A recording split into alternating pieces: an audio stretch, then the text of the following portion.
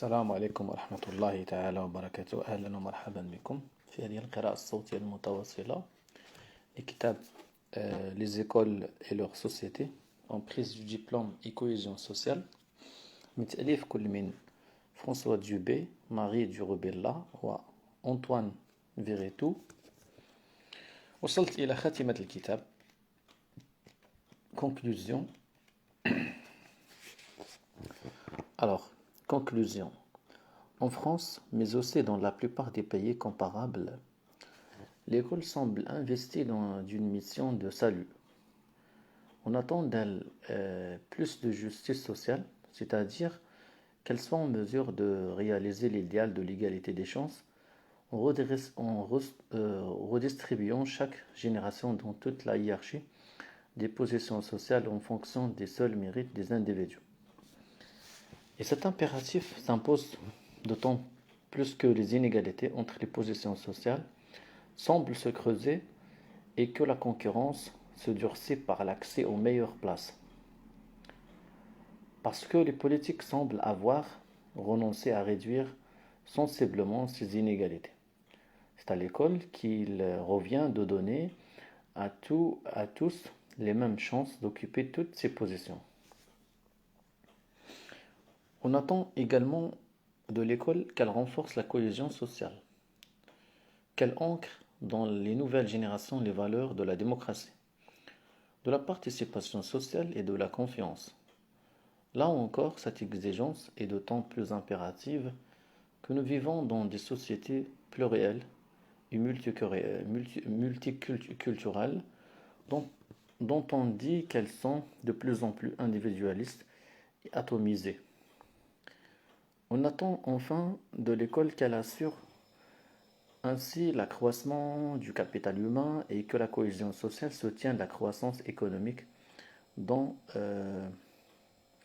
des sociétés définies comme des sociétés de la connaissance. De manière générale, nous exigeons d'autant plus de l'école et des systèmes de formation que nous avons le sentiment que les États nationaux n'ont plus la pleine maîtrise de leur destin économique. Ayant l'impression de ne pouvoir maîtriser la mondialisation qui paraît tout emporter, nous attendons de l'éducation scolaire qu'elle nous donne ou nous redonne la capacité de peser sur nos destins collectifs.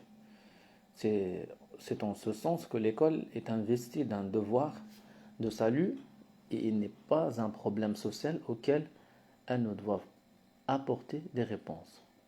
Ces attentes et ces croyances sont aujourd'hui si fortement ancrées qu'il semble presque incongru de les discuter. Et ce n'est d'ailleurs pas sur ce terrain que se tient ce livre. Plutôt que de mettre en cause les espérances placées dans l'éducation scolaire, espérances qui écrasent souvent les acteurs de l'école toujours indignes de ce que l'on attend d'eux, il nous a semblé plus sage de nous interroger sur les relations entretenues entre les sociétés et leur école. En la matière, il faut s'opposer à deux conceptions a priori aussi vraisemblables l'une que l'autre. La première est celle d'un volontarisme radical, celui des discours publics et des déclarations d'intention affirmant que l'école est capable de réaliser le salut social que l'on attend d'elle. L'éducation scolaire aurait la capacité de changer le monde à condition de le vouloir, de faire les bonnes réformes et d'y mettre les moyens. La seconde conception affirme au contraire que l'école est si totalement enchâssée dans les sociétés qu'elle ne dispose d'aucune marge de manœuvre et qu'elle est condamnée à n'être que le rouage d'une reproduction sociale implacable. Ni l'une ni l'autre de ces conceptions n'étant véritablement crédibles, nous avons essayé de comparer méthodiquement les systèmes scolaires aux systèmes sociaux et surtout nous avons essayé de comprendre la nature des relations entre ces deux systèmes afin de définir ce qu'il est raisonnable d'attendre de l'éducation scolaire. Pour mener à bien cette analyse, nous avons comparé systématiquement deux grandes familles de variables caractérisant les sociétés et les systèmes scolaires. La première cerne leur structure en termes d'intégration sociale. Il s'agit de caractériser les sociétés et les systèmes scolaires par un ensemble de dimensions objectives: dynamisme du marché du travail, inégalité sociale, taux de scolarisation, inégalité scolaire. La seconde essaie de les décrire en termes de cohésion par des variables plus subjectives: capital social et confiance pour les sociétés, climat scolaire pour les écoles. Cette comparaison des sociétés et des systèmes scolaires mène à un constat essentiel. Les sociétés et les écoles sont relativement distantes les unes des autres.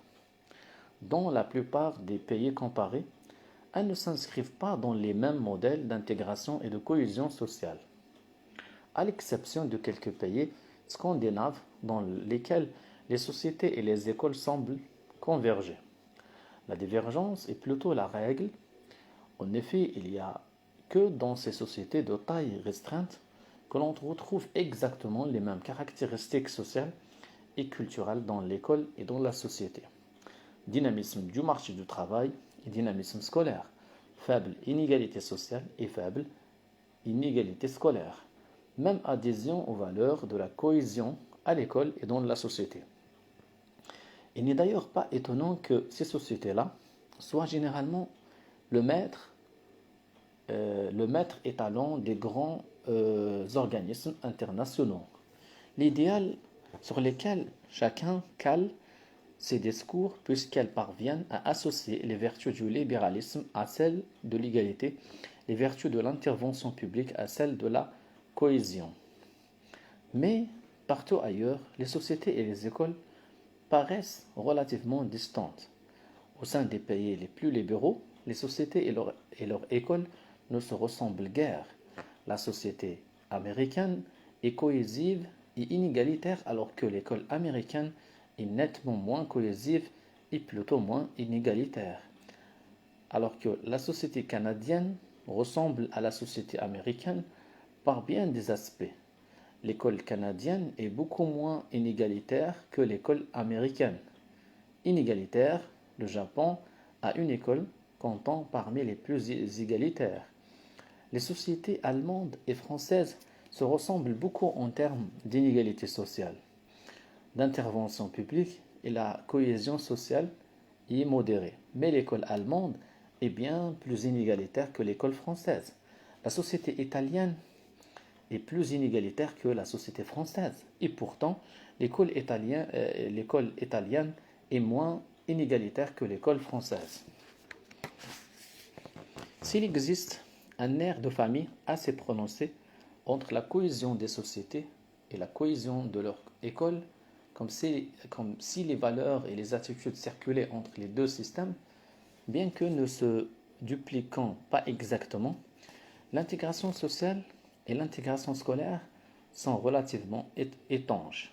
Par exemple, il ne se fait pas d'avoir une école égalitaire pour que la société le soit dans les mêmes proportions. Et l'inverse vaut aussi.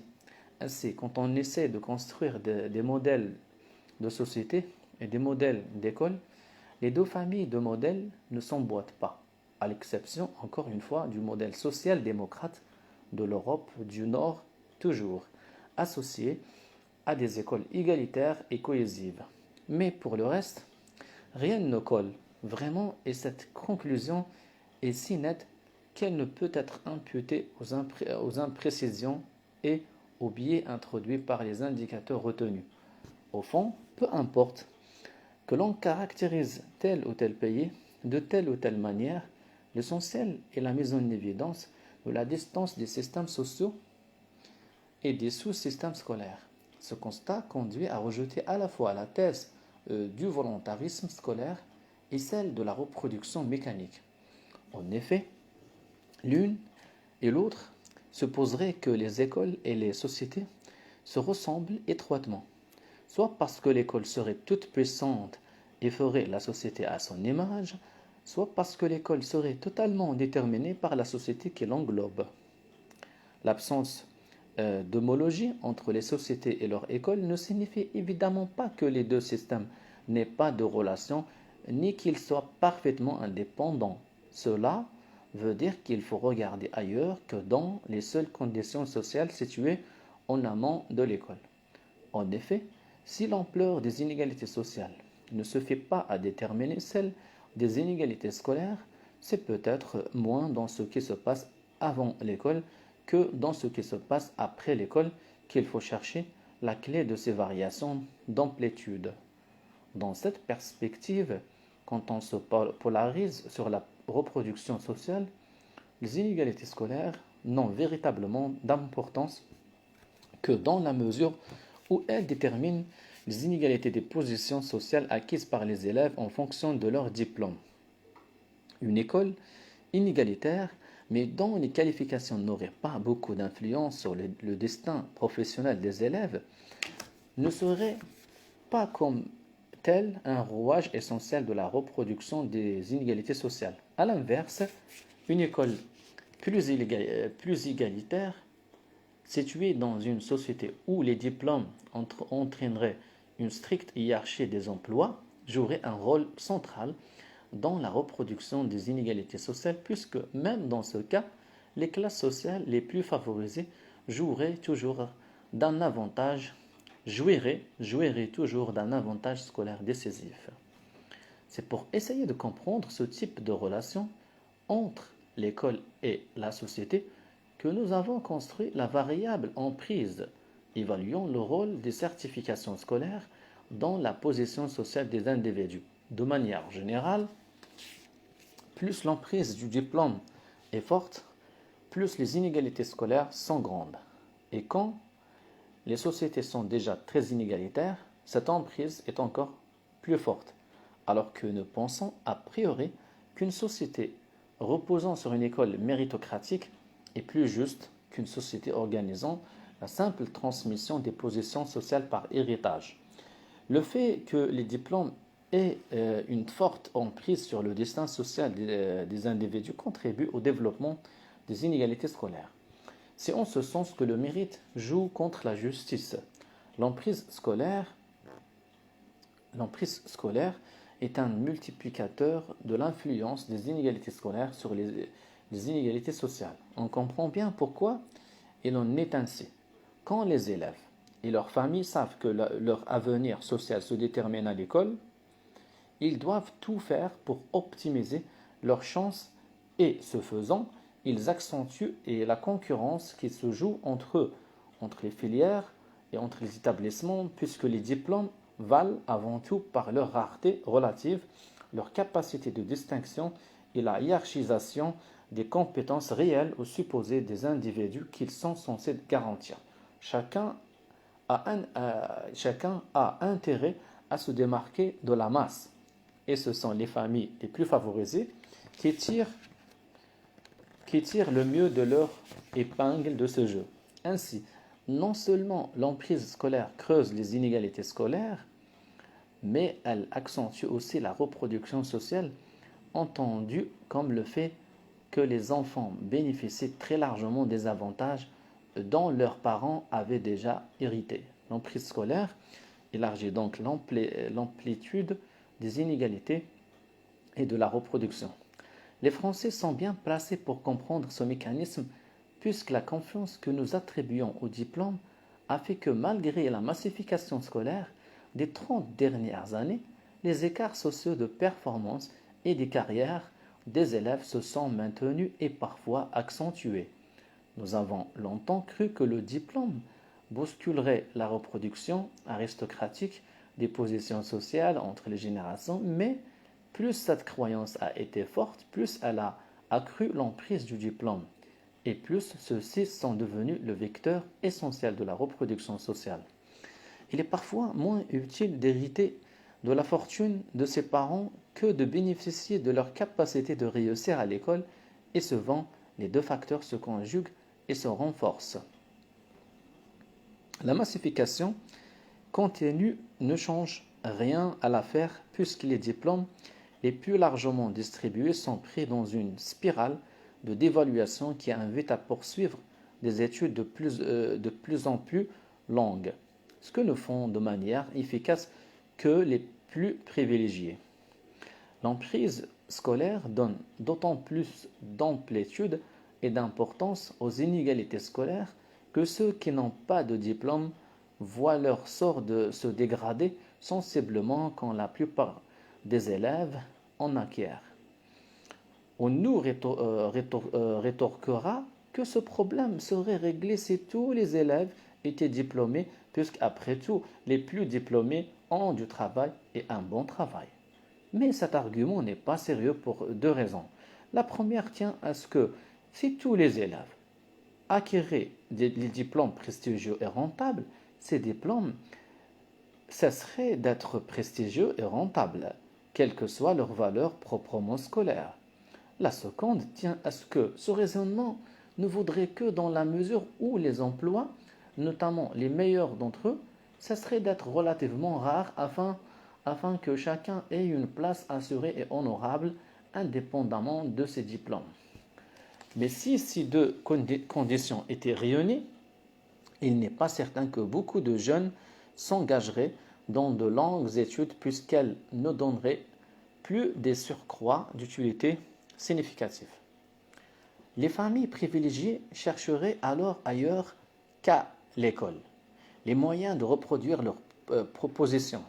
Les relations et les logiques de caste se substitueraient à la compétition scolaire plus ou moins ouverte. Il faut souligner qu'un pays comme l'Allemagne échappe partiellement à cette loi négative de l'emprise, alors que les inégalités scolaires et l'emprise du diplôme y sont élevées. Les inégalités sociales et la reproduction sociale y sont relativement faibles. Ce paradoxe s'explique en Allemagne par l'existence d'un système de formation professionnelle influent et efficace qui récupère et compense les inégalités scolaires. Les ouvriers allemands sont plus qualifiés et mieux payés. Ils connaissent une mobilité professionnelle plus élevée que les ouvriers français cloués dans des postes subalternes par leur faible capital scolaire. L'emprise scolaire est donc d'autant plus prégnante que les systèmes de formation professionnelle initiale et tout au long de la vie sont moins développés. Ainsi, quand une société multiplie les systèmes de formation, elle atténue l'homogénéité scolaire en offrant de nouvelles chances à ceux que l'école a orientés précocement vers les formations professionnelles et la vie active. Non seulement il semble que l'emprise scolaire a un effet négatif sur l'intégration des sociétés parce qu'elle accentue les inégalités et la reproduction sociale, mais elle a aussi un effet négatif sur leur cohésion.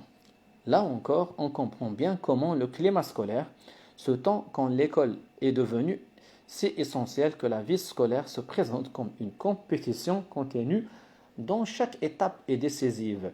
Il importe alors de ne pas y perdre son temps, de se concentrer sur les matières sélectives, les examens et les concours, de faire la différence qui sera la plus rentable au terme du parcours. L'emprise scolaire accentue nécessairement un rapport instrumental à l'école aux dépens des dimensions proprement éducatives et culturelles de la vie scolaire. On accuse souvent les parents d'être des consommateurs plus ou moins utilitaristes et cyniques. Comment pourrait-il en être autrement quand ils savent parfaitement que la totalité de l'avenir social de leurs enfants se joue dans leur performance scolaire? Comment leur demander de s'attacher aux valeurs éducatives et morales de l'école quand ils savent que le diplôme donnera la mesure unique de la valeur de leurs enfants? Évidemment, pour ceux qui échouent à l'école, sa valeur s'effondre puisqu'elle ne leur sera pas utile. Alors, on voit se développer des conduites de décrochage et de violence chez les élèves qui savent que l'école ne leur sert à rien, qu'elle leur accole une étiquette négative sur le marché du travail et qu'elle n'a pas grand-chose d'autre à leur offrir. Ces stratégies contrastées à l'égard de l'éducation scolaire mettent en évidence le paradoxe écologique que nous avons retrouvé tout au long de ce livre. Souvent, du point de vue des acteurs, les effets de l'emprise scolaire sont évidemment positifs. Plus je vais à l'école, plus j'y vais longtemps et plus j'y réussis, plus la scolarisation m'est utile puisque les qualifications obtenues déboucheront sur des emplois qualifiés. En termes de cohésion, plus je vais à l'école, plus je suis ouvert au monde, plus je suis tolérant, plus j'échappe aux traditions locales et aux pesanteurs familiales, plus je suis civilisé, désitant dans l'esprit des Lumières. Il suffirait donc de scolariser longtemps et bien pour que les individus et la société dans laquelle ils vivent aillent mieux. Ces expériences, ces expériences individuelles sont si évidentes. L'éducation est un bien en soi qu'elles sont difficiles à contester. Et pourtant, le lien entre les inégalités sociales et les inégalités scolaires est des plus fluctuants et rien n'indique que les pays les plus scolarisés sont aussi les plus paisibles et les plus fraternels. En fait, il faut comprendre que la somme de ces avantages individuels ne se transforme pas en avantages collectifs, car les bénéfices que les uns tirent de l'éducation accentuent les handicaps et les désavantages des autres. Les premiers sont très qualifiés et de manière relative, les autres ne le sont pas. Les premiers partagent les valeurs de la cohésion, les autres sont défiés parce qu'ils se sentent relégués. Non seulement ils se sentent exclus, mais ils se sentent blessés et invalidés parce qu'ils n'ont pas su saisir les chances qui leur étaient offertes. Et plus l'emprise scolaire est forte, plus le paradoxe écologique se referme comme un piège puisque les évidences individuelles se heurtent aux mécanismes collectifs. Dans la plupart des sociétés comparables, entre 15% et 25% des élèves sont considérés comme étant en échec et cet échec scolaire augure de grandes difficultés sociales en vouant ces élèves au chômage, à la précarité, à la pauvreté et aux emplois les plus pénibles et les moins bien payés.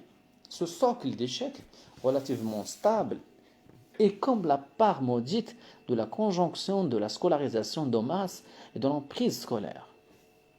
Il faut à ce propos souligner les illusions et les impasses du modèle de l'égalité des chances méritocratique.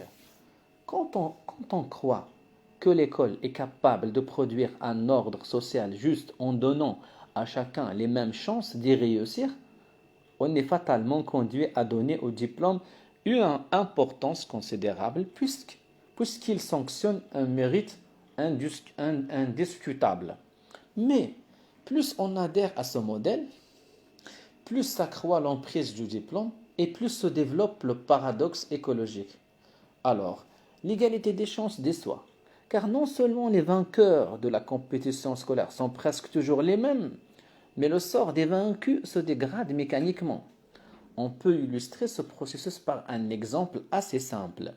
Quand l'emprise du diplôme est élevée, il est juste que les élèves bons et méritants issus des quartiers les plus favorisés se voient donner la chance d'accéder aux meilleures filières et aux meilleurs établissements, y compris par des pratiques de discrimination positive. Ceci est incontestablement juste puisqu'il est inacceptable que les plus pauvres se voient systématiquement offrir les filières et les établissements les moins favorisés. Mais ce qui est bon pour les élèves qui entrent dans ces dispositifs est totalement négatif pour ceux qui n'y accèdent pas, alors que les meilleurs élèves des établissements défavorisés les abandonnent. Le niveau de ceux qui y restent baisse encore. Les élites potentielles de ces quartiers défavorisés les fuient et la ségrégation de ces quartiers se renforce. Bref, ce qui est juste pour les individus ne l'est pas nécessairement pour la société. Et plus l'emprise scolaire est forte, plus les mécanismes paradoxaux de l'égalité des chances méritocratiques sont rigides. Ce constat nous invite à nous interroger sur la place de l'école dans les sociétés. Bien sûr, une école qui n'aurait aucune emprise sur la distribution des individus dans les diverses positions sociales, ne serait sans doute pas longtemps fréquentée par les élèves. Mais une école qui a trop d'emprise finit par scolariser toute la société et par se pervertir elle-même. Trop d'écoles tuent l'école. Elles ont réduit le sens à ses utilités et hypertrophient les injustices. Rendons ici hommage aux thèses d'Illich, Ivan Illich, qui avait anticipé les conséquences négatives de l'emprise scolaire sur le destin social des individus. S'il n'est pas vraiment raisonnable d'imaginer une société sans école, il n'est pas raisonnable non plus du tout attendre de l'éducation scolaire. Il n'est pas raisonnable non plus de tout attendre de l'éducation scolaire. Il semble évident que nous atteignons une sorte de seuil scolaire attribuant à l'école la capacité de définir une fois pour toutes les valeurs des individus et nous finissons par oublier que l'essentiel de ce que nous savons et de ce qui nous sert est acquis hors de l'école. Nous oublions aussi que d'autres combats pour des médias de masse plus intelligents et plus honnêtes, pour des modes de garde, des plus petits, plus accueillants, auraient sans doute plus d'effets positifs que le développement obstiné de l'emprise de l'école. Après tout, nous savons bien que la santé dépend autant des conditions de vie des gens que des exploits de la science médicale. Pourquoi ce qui vaut pour la médecine ne vaudrait-il pas pour l'éducation scolaire? Une meilleure école suppose sans doute qu'elle n'ait pas le monopole de la formation et de la répartition des individus dans la société. Plutôt que de tout attendre de l'école, ne vaudrait-il pas mieux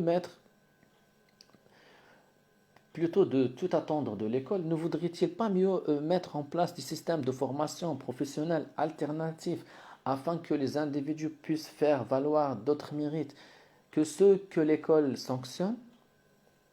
Ne faudrait-il pas d'étendre les liens entre les qualifications scolaires et les positions sociales afin que les individus puissent faire valoir des compétences que l'école ignore? Bref, plutôt que de donner à l'école le monopole de la distribution des chances et des mérites, ne serait-il pas préférable de multiplier et diversifier des opportunités, de jouer ses chances et de faire valoir ses mérites? Aucun système de sélection n'étant parfaitement juste. On pourrait atténuer cette injustice en multipliant les systèmes de sélection à condition que chacun d'entre eux mobilise 10 critères différents. En termes de chance, j'ai toujours intérêt à jouer plusieurs parties dans plusieurs compétitions plutôt que de ne jouer qu'une seule partie dans une seule compétition. On peut imaginer qu'un système éducatif allégé d'une partie du poids de son emprise sur le destin des individus serait aussi une meilleure école car l'éducation morale, esthétique, culturelle, civique, sociale, bref les valeurs de la cohésion sociale y aurait plus de place que l'utilitarisme scolaire qui emporte tout quand les diplômes sont devenus si vitaux. Nous avons d'ailleurs vu que plus l'emprise est forte, plus la cohésion sociale est faible. Il ne faut donc pas renoncer aux valeurs les plus humanistes de l'éducation afin de former des individus épanouis et des citoyens solidaires alors que l'emprise scolaire excessive par sa force même et les paradoxes qu'elle engendre compromet cet idéal.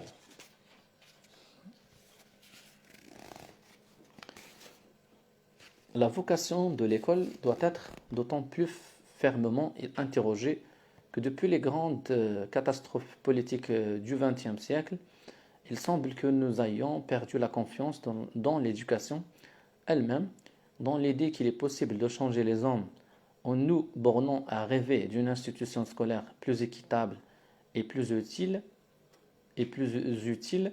L'ancienne foi dans l'éducation s'est perdue et ne subsiste que le réflexe mécanique de l'espérance dans l'école efficace. Il suffit d'observer la pauvreté des débats sur les dimensions morales et éducatives de l'école au profit de la seule recherche de l'efficacité et de l'équité pour se convaincre que là aussi la vie politique et sociale s'est profondément désenchantée. Enfin, l'emprise scolaire nous laisse penser que l'égalité des chances est le seul modèle de justice possible. Tout se passe comme si la répartition équitable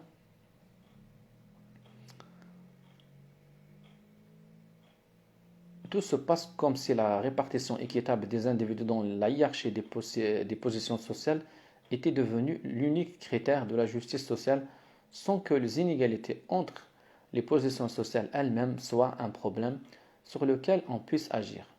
La société serait juste quand toute reproduction serait annulée, quand les filles, les enfants, des ouvriers et des minorités auraient les mêmes chances que les autres d'accéder à l'élite par la grâce d'une école parfaitement juste.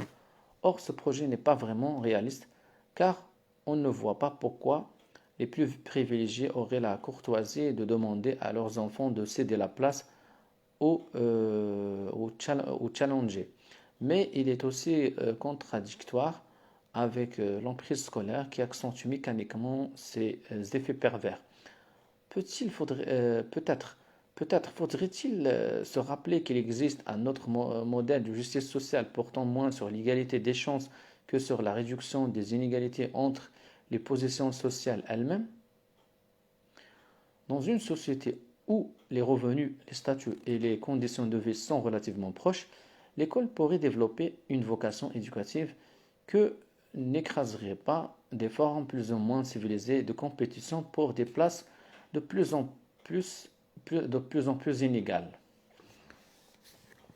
Ici, la mise en évidence des effets pervers de l'emprise scolaire ne participe pas d'une rhétorique réactionnaire selon laquelle il serait raisonnable de ne rien changer.